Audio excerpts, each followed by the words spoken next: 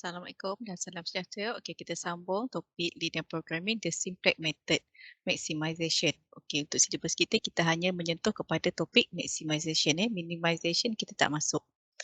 Okey. So kita tengok definition untuk simplex method. The simplex method present an organized strategy for evaluating a feasible region's vertices. Okey, maksudnya kat sini kita akan gunakan kaedah simplex method untuk kita tentukan nilai-nilai bucu daripada graf yang kita lukis supaya kita mendapat nilai yang optimum dan kita mendapatkan nilai yang maksimum lah, optimum value, di mana optimum value itu adalah maksimum. Ini adalah step by step yang kita akan gunakan untuk menyelesaikan masalah simplex method. Okay, first step, convert to standard form. Okay, first step, convert to standard form and add select variable into equation.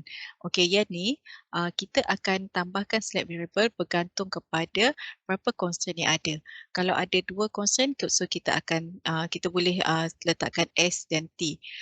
Ataupun kita boleh juga simbolkan sebagai S1, S2. Kalau ada tiga constraint, kita tambahkan select variable dia S1, S2, S3 ataupun STU atau apa-apa nombor apa-apa huruf lah yang kita simbolkan sebagai select variable. Tetapi yang biasa kita gunakan STU ataupun S1, S2, S3. Okey, step yang kedua kita form the initial tableau. Yang ni kita akan buat satu jadual yang pertama lah untuk simplex method.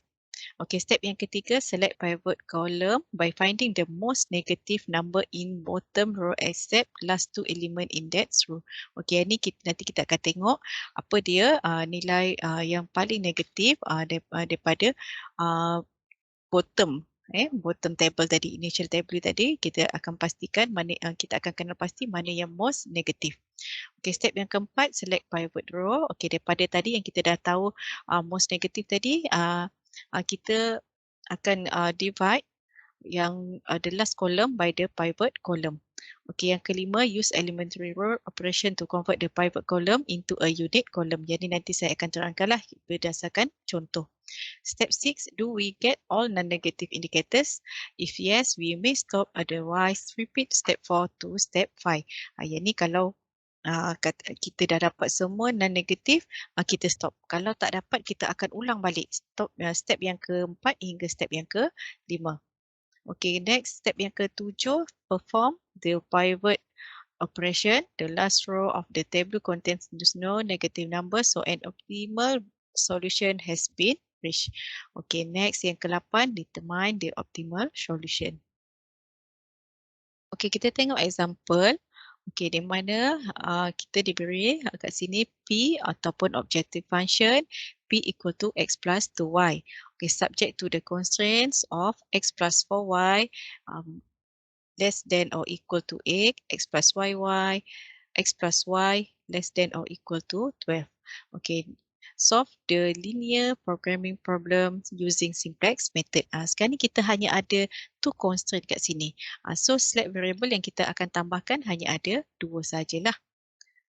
Okay, so kat sini kita tambahkan.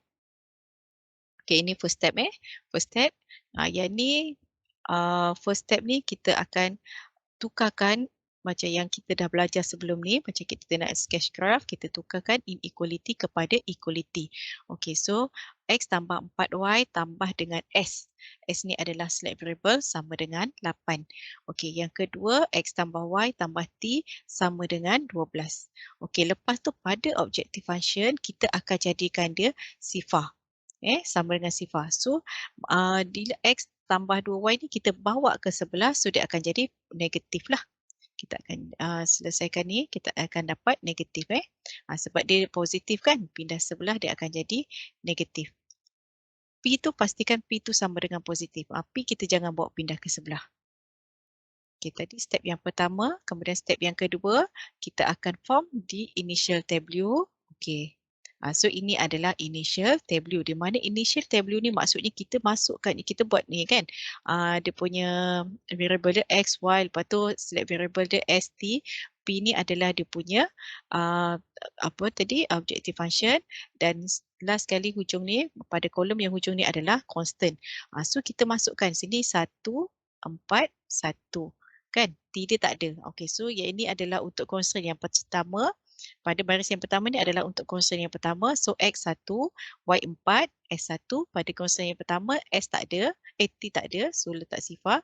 P pun tak ada sifar. Dan constant dia iaitu yang sebelah sama dengan tu bersama dengan 8. Okey, kemudian kita tengok pada baris yang kedua. Baris yang kedua iaitu kita tengok pada constraint yang kedua. X1, Y1, S tak ada, so letak sifar, T sama dengan 1, P pun tak ada, letak sifar, dan sebelah nilai tu bersama dengan 12. So constant dia adalah 12. Okey, dan baris yang bawah sekali, X negatif 1, kita tengok perkali dia, X negatif 1, pada Y negatif 2, S sifar, T sifar, dan P sama dengan 1, dia punya perkali dia. Dan dia punya constant dia sifar. So yang baris bawah ni adalah objective function. Yang ni yang kita akan tengok mana yang paling negatif. Untuk kita nak tentukan pivot column.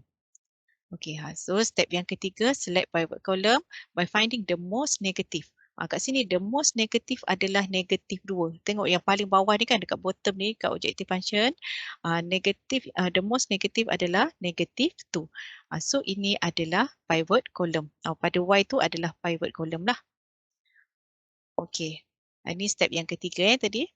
Okay, kemudian kita pergi kepada step yang keempat. Okay, step yang keempat, kita dah tahu dah pivot column kita pada Y. Kita dah tahu pivot column kita pada Y.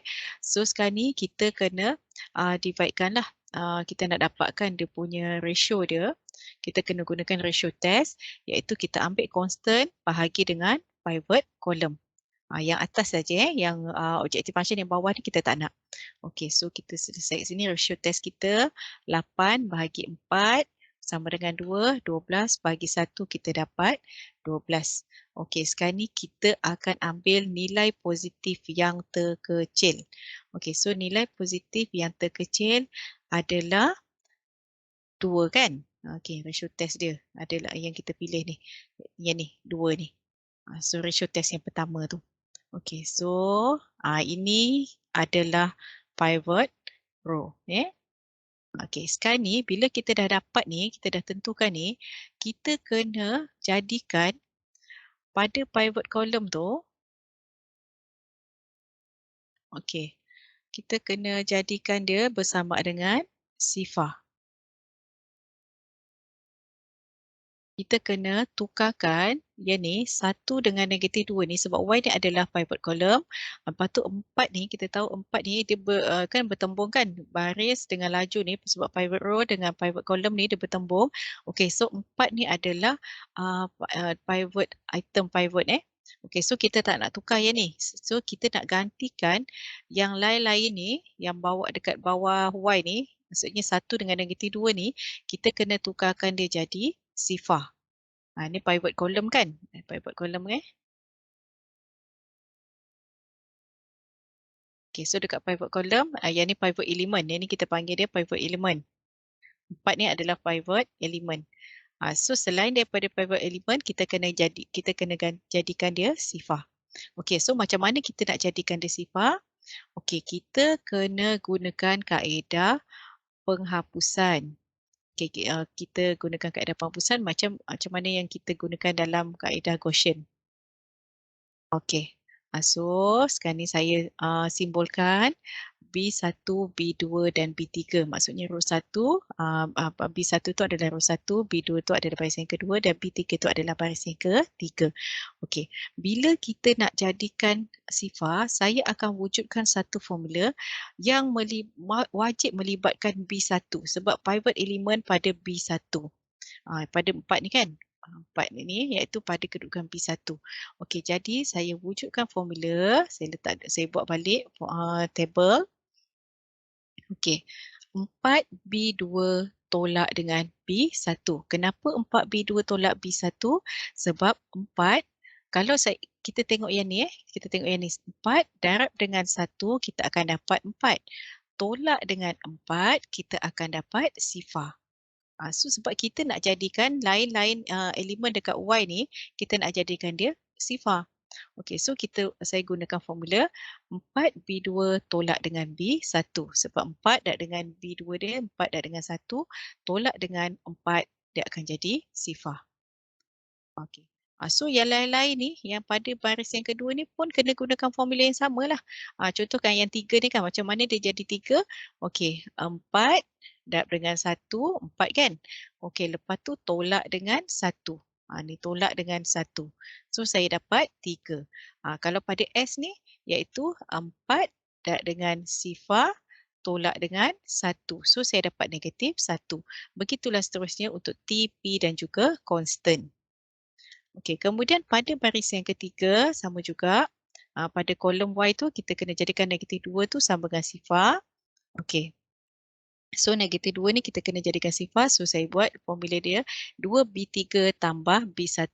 Sebab bila 2 darab dengan negatif 4 tambah dengan B1 dia adalah 4. So saya akan dapat sini.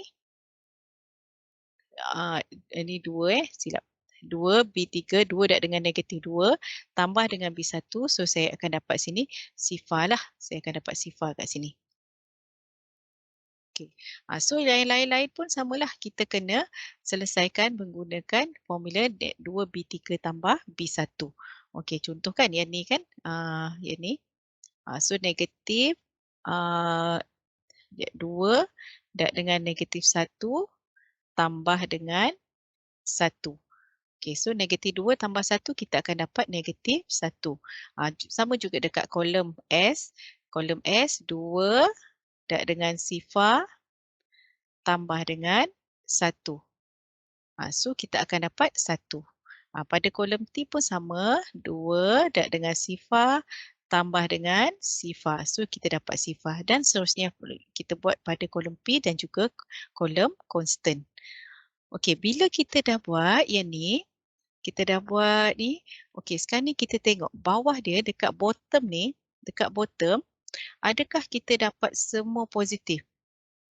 Dekat bottom ni, kalau kita dah dapat semua positif, okey kan, do we get all non-negative indicators? If yes, we may stop. Kalau kita dapat semua dekat bottom ni, kita dapat semua positif, so kita boleh berhenti. Kalau kita macam ni, kita punya example ni, kita dapat yang bawah ni negatif.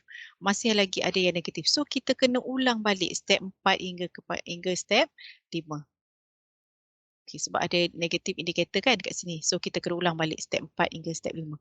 Okey, kita tengok apa dia step 4 tadi. Okey, step 4, kita nak select pivot row kan. Okey, kita kena ambil lah yang jadual yang kita dah buat tadi kan. Daripada jadual yang first table tadi yang kita dah selesaikan.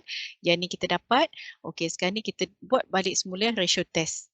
Ratio test iaitu, ni tadi kita pilih yang, kita ambil dulu yang paling negatif. Kita ambil yang the most negative.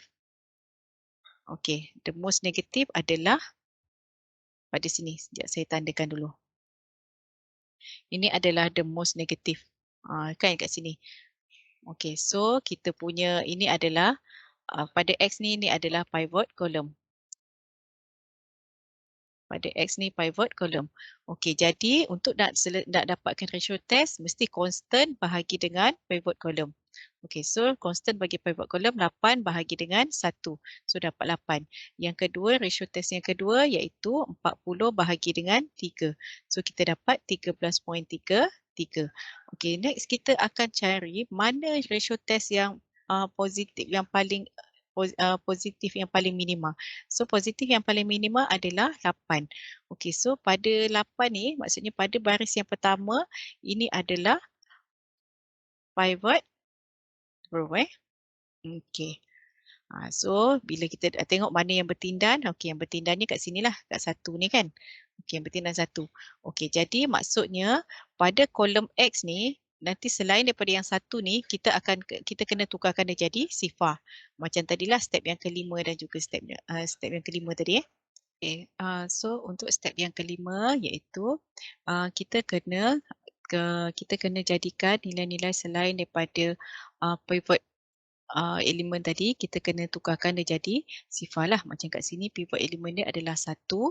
Okey, so kita kena tukarkan pada X ni yang 3 dengan -1 ni kita kena jadikan dia sifar. Okey, so saya akan gunakan formula B2 tolak dengan 3B1. Sebab B2 ni 3 tolak dengan 3B1. 3 dak dengan 1 tu kita akan dapat sifar lah nanti kat situ. Ni B2 dia adalah 3. 3 tolak dengan 3. B1 dia adalah 1. Okey, so nanti saya akan dapat sifar kat situ. Okey, dan seterusnya pada kolom Y pun sama. B2 dia adalah sifar. B2 dia sifar, saya buat sini sifar tolak dengan 3 dan dengan 4. So saya dapat negatif 12. Pada kolom S iaitu negatif 1. Sini negatif 1 tolak dengan 3 dan dengan 1. So saya dapat negatif 4. Dan seterusnya lah untuk T, P dan juga constant. Kita buat langkah kerja yang sama. Okey, kemudian kita settlekan pula untuk yang negatif 1 ni pada baris yang ketiga pada kolom X. Negatif 1 ni kita kena tukarkan kepada sifar. Okey, so B3 tambah dengan B1 sebab B3 dia adalah negatif 1. Kat sini negatif 1 tambah dengan B1 dia adalah 1. So kita akan dapat situ sifar. Seterusnya pada kolom Y, pada baris yang ketiga pada kolom Y. Okey, B3 dia sifar tambah dengan B1 dia adalah 4. So kita dapat 4. Pada kolom S, B3 dia adalah 1. So tambah dengan B1 dia adalah 1. So dapat 2. Pada T pun sama. Sifar tambah dengan sifar. B3 dia sifar kan? Okey, so B1 dia sifar. So kita akan dapat sifar. Dan seterusnya lah kita buat untuk P dan juga constant. Okey, dah settle untuk step yang kelima. Okey, sekarang ni kita tengok. Do we get all non-negative indicators? Okey, sekarang ni kita tengok kan. Dah tak ada dah yang negatif. Semua positif dekat bottom ni. Dekat bottom ni semua positif. Jadi kita boleh stop sampai sini. Stop tu bukan maksud kita terus stop jalan kerja ni. Tak, kita stop untuk ulang balik step 4 hingga 5 tadi. Okey, so kita kena dapatkan nilai X, Y. X dengan Y tadi. Okey, ni yang kita dapat tadi kan? Okey, so kita tengok kat sini. Pada X ni, awak tengok kat sini pada kolom X. Kita tengok pada kolom X. Dia ada 1. So kita assume 1X, 1X. Okey, kat sini kan tengok pada step 8 ni macam mana dia boleh dapat 8. Okey, so maksudnya 1 dak dengan X. So X sama dengan, kita samakan dengan constant dia. Constantnya 8. So X sama dengan 8. Okey, pada Y, kenapa dapat sifar? Okey, pada Y dapat sifar bila awak tengok tak ada 1. Ni semua ada nilai. Pada baris 1, baris kedua, baris ketiga ada nilai semua. Okey, so kita terus assume Y sama dengan sifar. Okey, kemudian dengan S dengan T ni kita tak perlu cari. Kita hanya perlu dapatkan nilai X, Y dan juga dia punya P, objective function dia. Okey, pada P, baris 1 dan baris 2 sifar. Hanya ada 1 je kat sini kan. Ada 1 je di sini 2. So 2 P sama dengan 16. So P awak akan dapat 8. Okey, so ini adalah nilai-nilai optimum yang kita nak lah. Iaitu X sama dengan 8, Y sama dengan sifar, P sama dengan 8. Okey, awak boleh cek jawapan awak ni betul ataupun tidak. Okey, awak boleh cek answer. Okey, so kita tengok balik tadi soalan dia sama dengan apa Okey, kita tengok soalan tadi.